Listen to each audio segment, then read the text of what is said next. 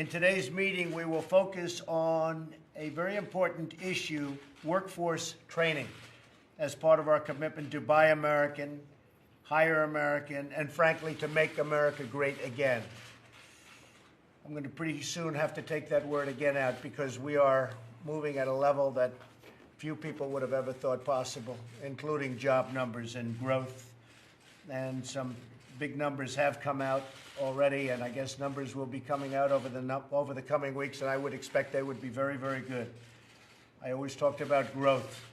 Growth solves a lot of difficulties, a lot of problems, and you see that happening. We will hear from Ivanka, from Secretary Acosta, Secretary Ross, Secretary DeVos, and Administrator McMahon about important actions we're taking in partnership with the private sector and state and local governments to expand vocational education, career and technical training, and on-the-job training. And the reason we're doing this is that so many companies are moving back to the United States like nobody ever thought possible. And we need people.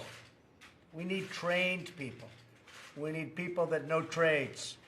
And we're starting a very intensive program of training people so that when these companies, these great companies, come back into the country, many of them left years ago, they're coming back now because of what we're doing. Whether it be the regulations or the massive tax cuts, they're coming back, and it means jobs. And that's why the unemployment numbers are so good. And you've seen nothing yet. So we need people to really be able to take these jobs. That will have a positive impact even on immigration. We need people to come in on a merit basis because we have to be able to provide jobs. We have to be able to provide the people that are running these massive companies with labor. So tomorrow I'll be making a big announcement about workforce training initiatives, which aims to give every American citizen an opportunity to achieve their American dream. I want to have choice, just like we have now with the veterans all approved, which nobody thought would be possible. The vets now, instead of standing in line for 2 weeks or 1 week or 3 months, they can go out and see a doctor, and we pay for it. And it turns out to be much less expensive, and they are loving it. Nobody thought it was possible to get that. So I want choice for workers so that if they don't like their job, they can go get another job, and they'll find one that they really love, and they'll love getting up in the morning and going to work. So that's what we're working on. Tremendous numbers of companies are coming back into our country. Tremendous dollars are coming back. We have hundreds of billions of dollars are pouring back into our country because of our tax cuts and reform. We're allowing these big companies that have billions of dollars offshore to bring that money back into our country. Before we had the bill passed on tax cuts and reform, it was virtually impossible to get money brought back into our country. Now you look at Apple, I believe they're bringing in about $250 billion, and they're putting that to work in the United States. Other companies are likewise bringing in billions and billions of dollars. So we've never seen anything like this before. I think ultimately the number could be $4 trillion. So these are not numbers that anybody has ever even heard of or would ever be familiar with, because it never happened before. But it's happening under the Trump administration. And with that, I'd like my daughter Ivanka to start. This has been a very important issue, women's issue and this issue, too.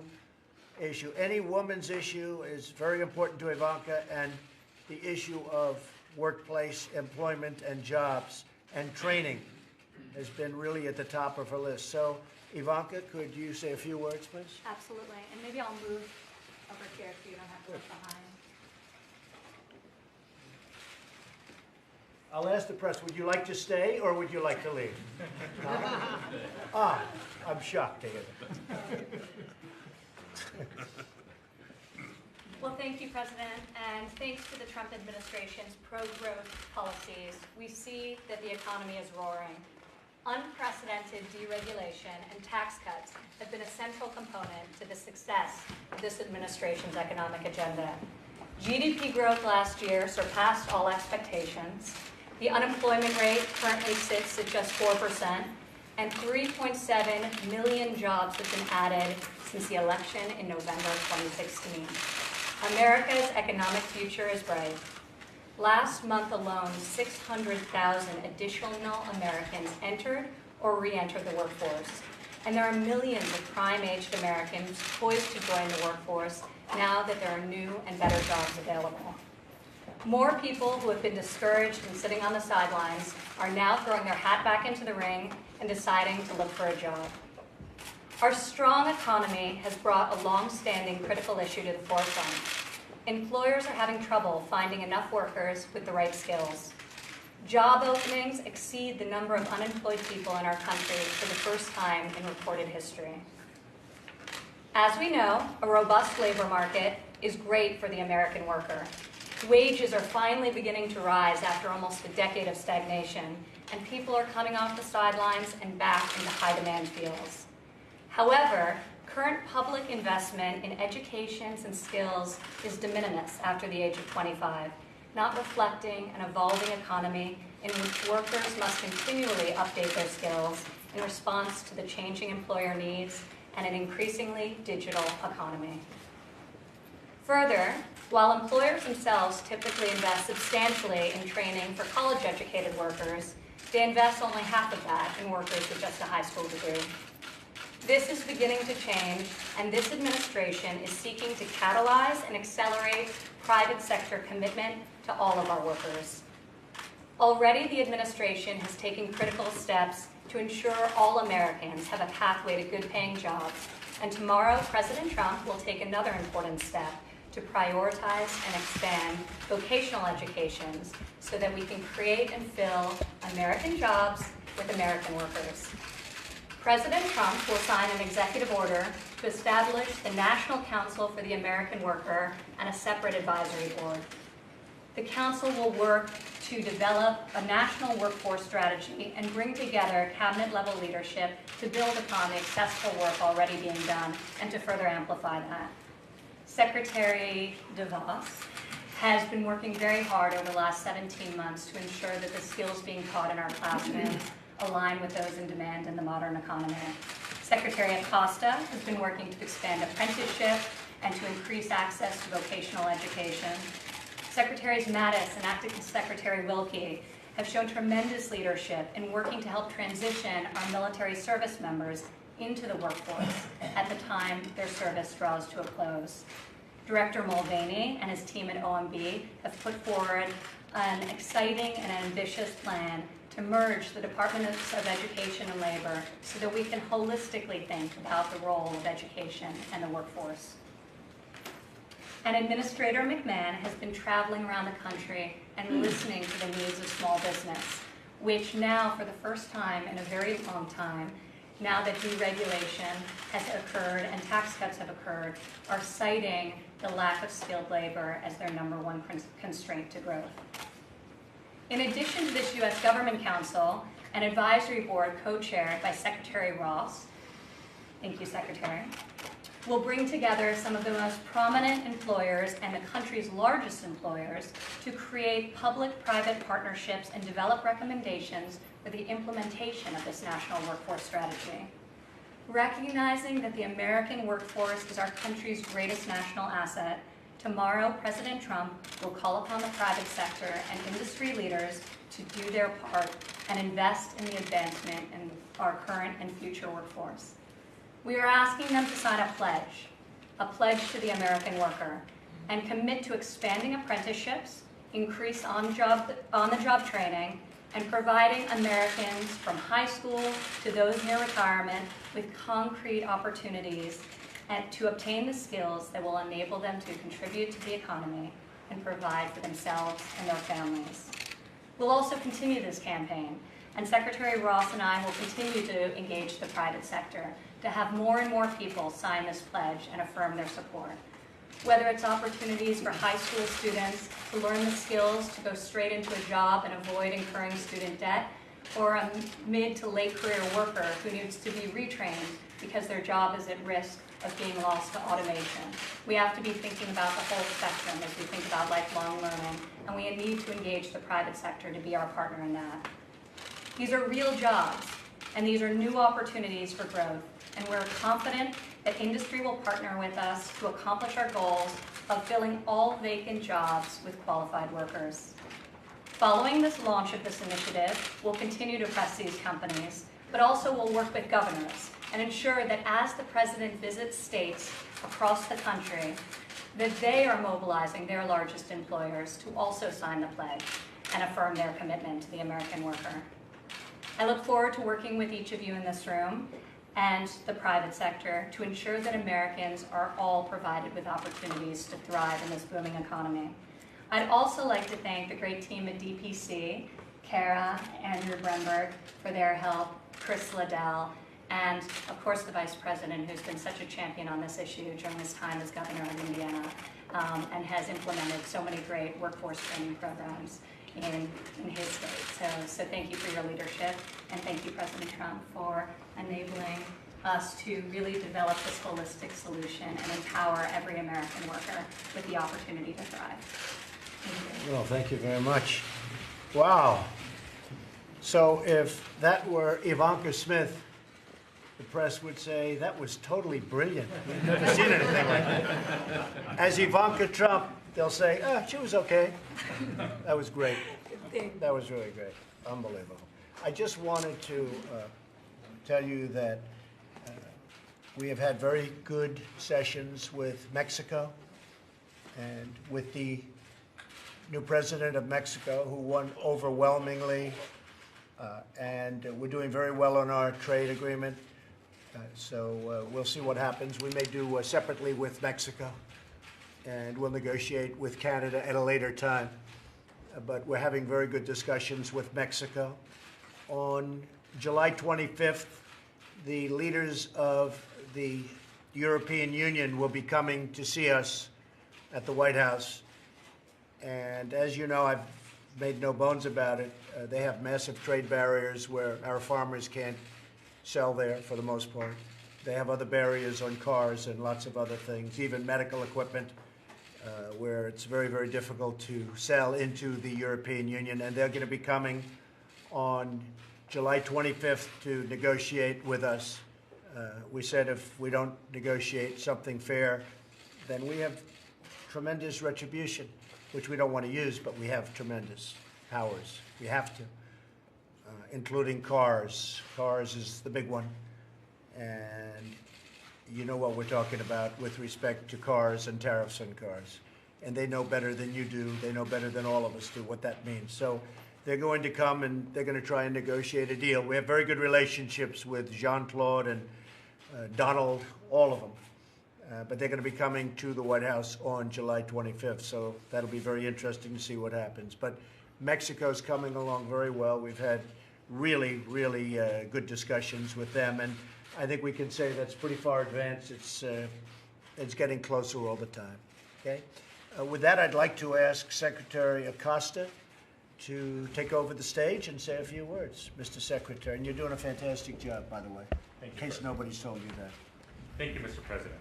Well, as you mentioned, we have a tremendous, tremendous economy. Record low unemployment. The Federal Reserve is estimating it's going to go even lower. And this is the first time since we've kept the data that we have more open jobs than job seekers. And so we've been implementing the apprenticeships since your election. There have been 300,000 new apprenticeships created. And I think this year we will see commitments for at least 300,000 additional apprenticeships. We are working on prisoner reentry initiatives. When an individual leaves prison, the best that we could do for the individual, the best that we can do for society is help them find a job. And we're working very diligently on prisoner reentry initiatives. We're addressing the opioid crisis by incorporating job training and education within opioid centers. So when someone leaves treatment, they're ready for a job. And we're also looking at delicensing initiatives.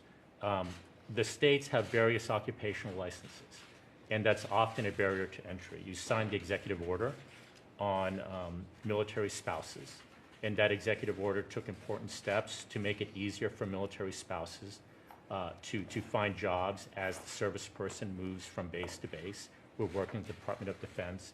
More generally, state occupational licenses are a barrier to entry. We have more than 1 million individuals who could be working right now, who, according to Federal Reserve studies, are not in the workforce because of state occupational licenses, and that's a problem. And so we're working very aggressively to bring more individuals into the workforce. This month saw the first uptick in the unemployment rate, and it's important to highlight the reason why. More people found jobs, but for the first time, we had a record number of people coming off the sidelines and saying, we want jobs too. And so 601,000 Americans said, we are now ready to look for a job. And that is great news, because people are starting to re-engage and look for jobs, and that's what this economy needs. And so I think this initiative is going to build on the work we've all been doing, but bring us all together in a very unified way. So. Well, that's really fantastic. Could you maybe discuss for just a moment, people coming out of prisons over the years have just been absolutely, they've had such a problem getting jobs. And now for the first time, maybe ever, and to a large extent it's because of the job we've done in creating all of this enthusiasm in the great economy, people are hiring people out of prison, and they're loving it. I'm hearing from, in one case, a friend of mine hired 10 people, and of the 10 people, he didn't give me the exact number, but I will tell you, he said these are incredible people. And it's all because of the economy that he did it, because he was having a hard time getting somebody. So would you explain a little bit about what's going on there? Because it's such a big topic, and it affects so many people. And they have that aura that people did not like, and all of a sudden, for the first chance, first time really, people coming out of prison are able to get jobs and really have a very productive time for them and their families. So you might want to explain that. That's right, Mr. President. I was out in Las Vegas about 3 weeks ago. I was visiting with John Ponder, who spoke in the Rose Garden here, who runs Prisoners for Hope, a reentry program. And his program goes into the prisons and works with individuals in cooperation with the prison system and the district attorney to provide skills and education before someone leaves the prison. And so when they leave prison, they have a number of businesses that are working with this program that are ready to hire them. And I spoke to the businesses that were there, and the businesses said, we hire these individuals because they are great employees, because they've been in the prison system, they don't want to go back, and they're incredibly dedicated. And as impressive, they had some of the individuals who had been through the program, who'd been in prison and now had jobs. And they said, when we take a job, we're taking not just for us, but we're taking it for those that are coming behind us. Because if we mess up, if we don't do a good job, we are costing not just our own job, but the jobs of all those others, because the employer may not hire other former prisoners. And I thought that acceptance of responsibility by those former inmates, that it was not just for them, but for future inmates needing jobs, spoke to the quality of that one program and spoke to the reason that so many employers in this program were successfully hiring. I looked at the metrics of this program, and the metrics, the employment rate for that program was higher than a lot of colleges. And that really says a lot about how successful many of these programs can be. Well, there's never been a time like this for people coming out of prison getting jobs. There's never been anything close. And so the economy is turning out to be our best friend. So it's really good. Now, did you ever have so many cameras shooting you from the back? And I'm watching you and I'm saying, thank goodness he's got a beautiful head of hair. And a little spot. You did a great job, and you're doing a great job. Thank you. And we appreciate it. Secretary Ross? Thank you, Mr. President. The President's tax cuts and regulatory reforms are creating a new wave of growth in our advanced manufacturing and technology industries, along with demand for thousands of skilled workers. Our strengthening economy is a godsend for many millions of Americans who want to be part of the workforce and who now have the opportunity to participate productively in our economy. The lack of adequately trained workers is a major issue for American employers, and it is being addressed by this new council, of which I'm most honored to be a co-chair with Ivanka Trump, Secretary Acosta, and Andrew Bremberg. Since November 2016, 876,000 new jobs have been created in industries that produce goods, including 411,000 construction jobs, 374,000 manufacturing, and 91,000 mining. This past June alone, 53,000 new jobs were created in those industries, including 36,000 in manufacturing. These sectors produce the wealth, the technological innovation, and high-paying jobs needed for a modern industrial economy. It's imperative that we keep this momentum going. For example, Foxconn broke ground last month on a $10 billion factory in Mount Pleasant, Wisconsin. They'll employ 13,000 workers making state-of-the-art LCD screens. Foxconn and the hundreds of other companies that are expanding will need thousands of skilled workers adept at digital technologies, not only on the factory floor, but throughout the entire business enterprise. They will also need staff at the highest end of the skills spectrum, and we don't have enough of them. In 2016, there were 4,000 fewer full-time American STEM graduate students than there were in 2009. But over the same period, the number of foreign full-time STEM graduate students has increased by almost 70,000, and they mostly return to their home country after they finish their education. The shortage of the most highly trained technologists and engineers is both an economic and a national security issue.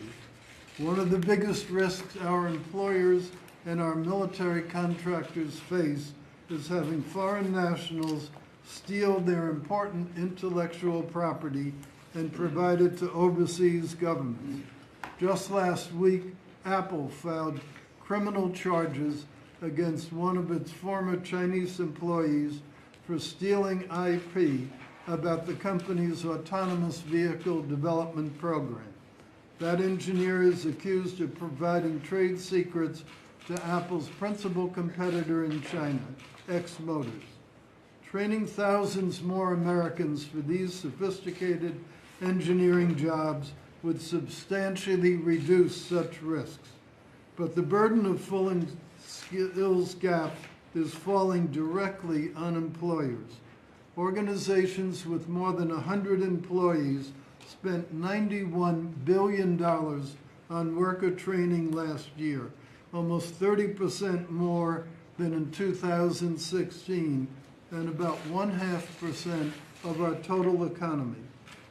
These numbers echo what we experienced on the task force on apprenticeship expansion. That task force accomplished a great deal, as you heard from Secretary Acosta, outlining key reforms the Department of Labor is making to the apprenticeship system.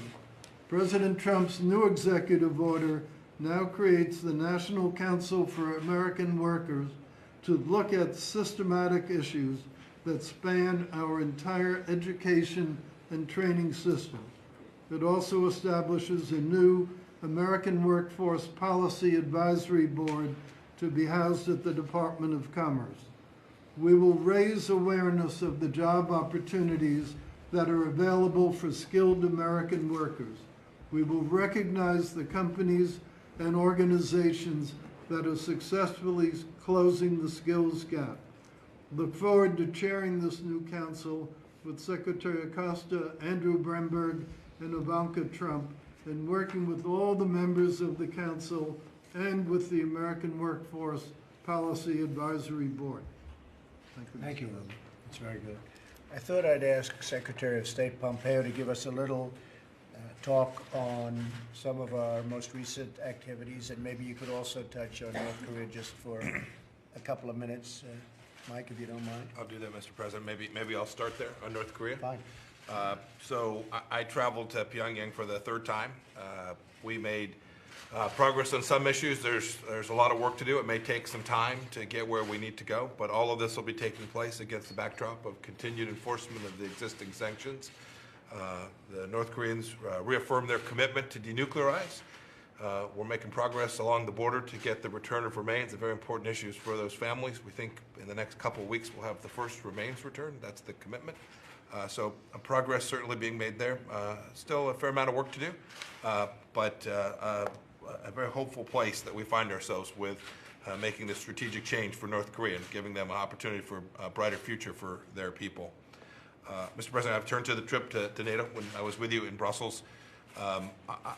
I've known this NATO issue since I was a young soldier. It's been a while. And this is the first time I have seen the leaders of NATO understand fully the responsibility they have to make sure that they spend the money they need to protect themselves from the threat from Russia. The President, as everyone knows, made clear this obligation. He made clear our continued commitment to support them, but also the need for appropriate burden sharing. And we saw real progress. I had my counterparts, foreign ministers and heads of state, say to me they take this obligation seriously. They understand President Trump's view of this and the fact that their continued increase in their defense spending will make their country safer and make NATO stronger. So I think a fantastic outcome from the day and a half that we all spent there, led by the President in Brussels. I then departed your trip and went to Mexico City, led a delegation along with Secretary Mnuchin, Secretary Nielsen, and Jared.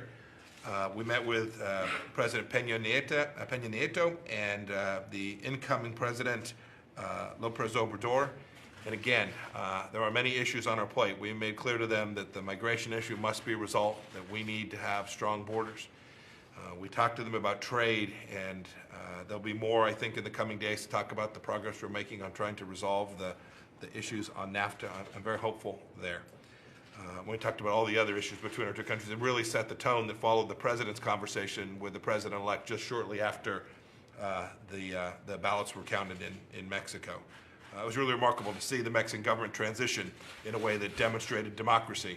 No protests in the streets. It was a compliment both President Peña Nieto and President Obrador for conducting an election in the way that they did with respect. And then traveled to join the President in Helsinki. Had the chance to meet with my counterpart, Foreign Minister Lavrov, and the President's discussion with President Putin set the conditions where we can find overlapping space. Counterterrorism, the Russians on the treaties that they're in violation of, place where we can now begin to have important dialogues to put that relationship in a place where we reduce the risk to the United States from threats from Russia. So I think overall a very positive set of meetings we've had over the last 10 days, Mr. President. Great job, Mike. Thank you very much. Betsy, go ahead. Well, thank you, Mr. President. Back to the issue of workforce development, and thank you for your commitment to leading opportunity for all American workers. As we know, when we look at our K-12 system and those young people coming up, our country has fallen behind our international competitors. Today, in our PISA scores, we are 23rd in reading, 25th in science, and 40th in math. We have a significant opportunity to improve things for young people, and there's essentially a fundamental disconnect between education today and the preparation of our young people and today's economy and the opportunities there. What we're doing and what we're working toward from a higher ed perspective is working with Congress to authorize short-term Pell Grants that can be used for some of the programs that Secretary Acosta has alluded to. Today there are fewer and fewer traditional students pursuing higher education. We need to acknowledge that. We also need to acknowledge that there are many more innovative ways to provide education opportunities to students. And so we are working on reforming accreditation and regulations that stifle innovation and creativity when it comes to higher education. We are deploying the $200 million that you have suggested being invested in STEM education. and the competitive program will be up and running this fall. We are working closely with Congress and with Secretary Acosta to reauthorize the Perkins Act, which will again provide more opportunities to access these opportunities both in high school, as early as high school, and then into higher ed. We also are working to support the proposed merger between the Departments of Labor and Education, knowing that our future really depends on a nation that is prepared, people that are prepared for the opportunities that are not only here today, but that will be with us tomorrow. And so I look forward to working with my fellow cabinet members to pursue these opportunities and options. Thank you very much, Betsy. Secretary Azar, could you maybe just spend a little time on talking about what we're doing about drug pricing? Absolutely. Thank you, Mr. President. So we, of course, last year approved a record number of generic drugs, saving consumers over $8 billion to the system so far.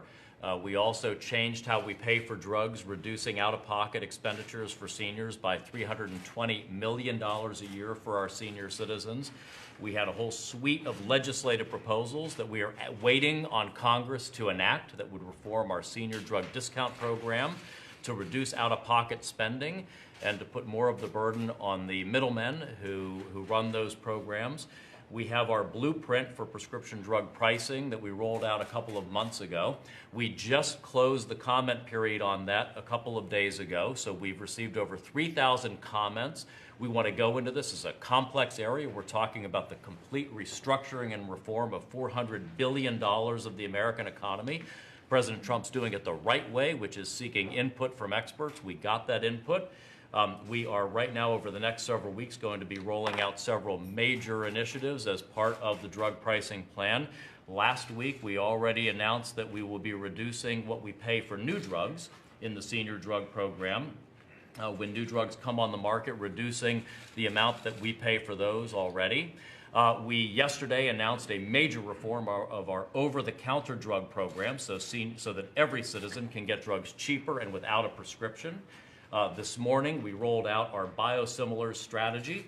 So that's to create a generic-like market for these high-cost biologic products. So that, Commissioner Gottlieb rolled out just this morning. And then over the next several days, we've got a whole suite of actions coming. Which I will not give the media the benefit of until it comes out. That's great. And Pfizer, as you know, had a major drug price increase, and we spoke to them, and I have great respect for the company and for its leader, and they rolled it back to zero. And we very much appreciate what Pfizer did. We didn't like the increase, but we liked what they did. They responded properly, so we appreciate that very much. Linda McMahon, please. Thank you, Mr. President.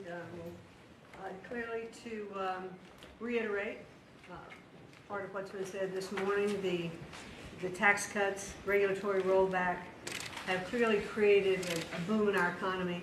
Small businesses are growing, but when I travel around the country and listen to these small businesses, I hear also about the lack of skilled workers for them.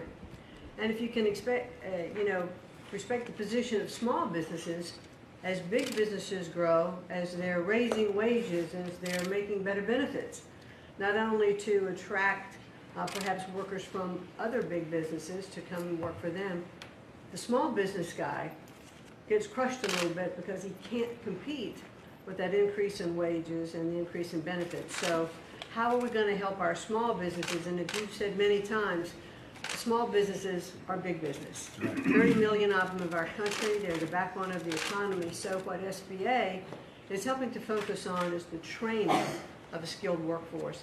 And we're going to put together a nationwide plan for helping support incubators around the country and accelerators.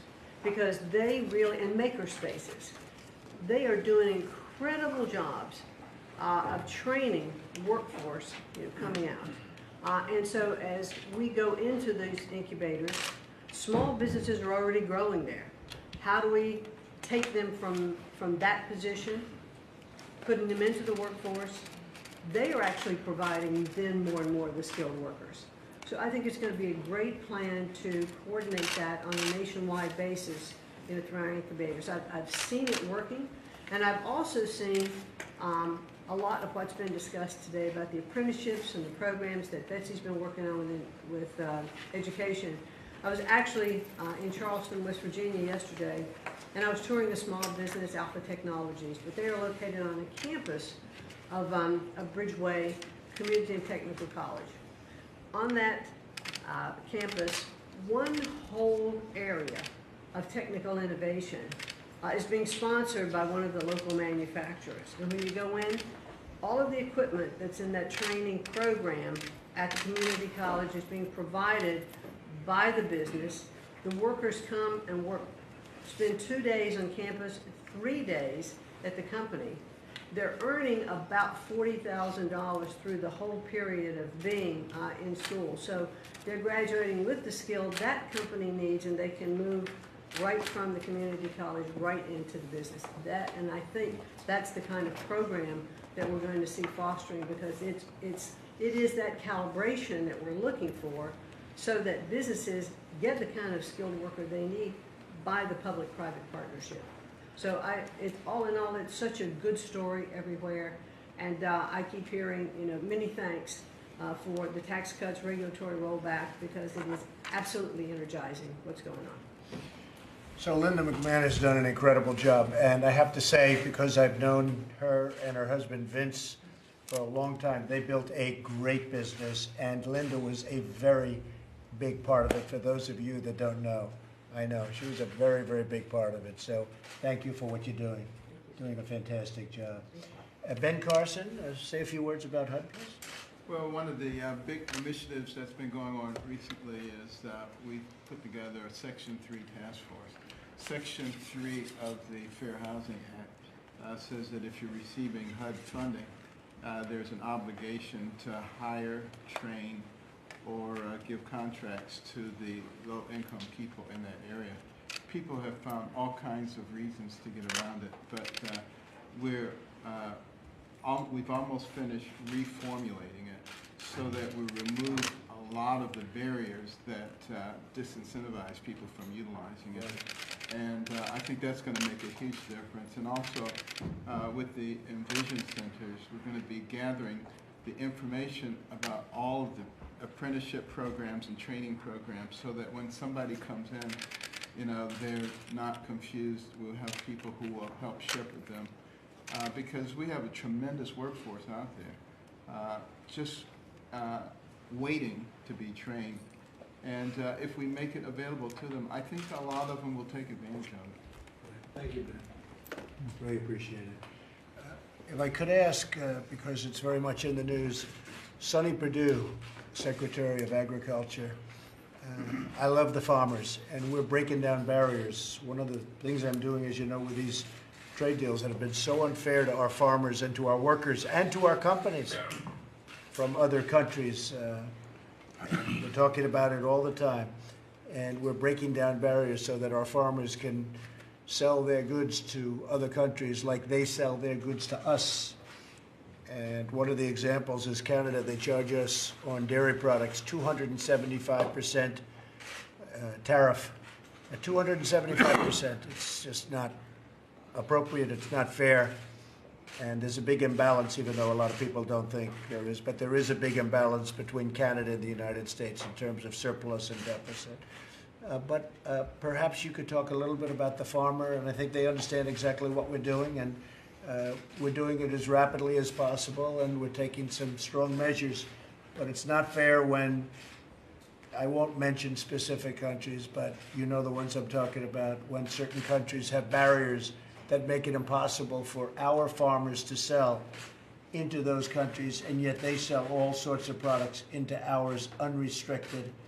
Very unfair. Sonny? Your farmers in America, Mr. President, understand that you're taking this fight on their behalf. I used a metaphor yesterday. It's a little bit like weight loss. It's a little painful in the meantime, but they're looking forward to being a winning later on. So I think they understand that. Obviously, you may not name those countries, but you've talked about in the past the EU and China playing very unfairly with the non-tariff barriers they've had in place for many years in many ways. And our patriot farmers understand that you're the first one to attack this. They're very anxiously awaiting the wins, and we hope that the deal with Mexico and then Canada can come along very quickly behind that. But they're with you. They're hurting actually economically. They are strong American values, and they believe that you're an American first president, and they want to be with you. We just need to help their pocketbooks. Well, I am, and I will say that if you look at soybeans, I looked at a chart the other day that came out recently, just prior to the election. 5 years before that, soybeans have been cut in half price-wise. Now, I've only been here for a little more than a year and a half with Mike, but I will tell you soybean is way down over a 5-year period prior to the election. So something has to be done, and you know that over a 15-year period, pricing and farms and everything else has been very much trending down. So we're going to straighten that out, and they have to bear with us, but they are. They're great American patriots, and they really are something. They're very special people. Mike, would you like to say something? Mike Pence? Thank you, Mr. President. And as I told you yesterday, good to have you back after a successful week of international engagement. It should come as no surprise to the American people that you are right back here at the White House focusing on American jobs. And I truly believe that we're here in a large measure because of the connection that you made to working Americans. And I truly do believe that this government-wide initiative that you will set into motion tomorrow with the Council for American Workers, bringing together a broad range of cabinet agencies, is a reflection of the promises that we made to working Americans. It is remarkable to think that we're at a time where there are more job openings in America than there are people looking for jobs.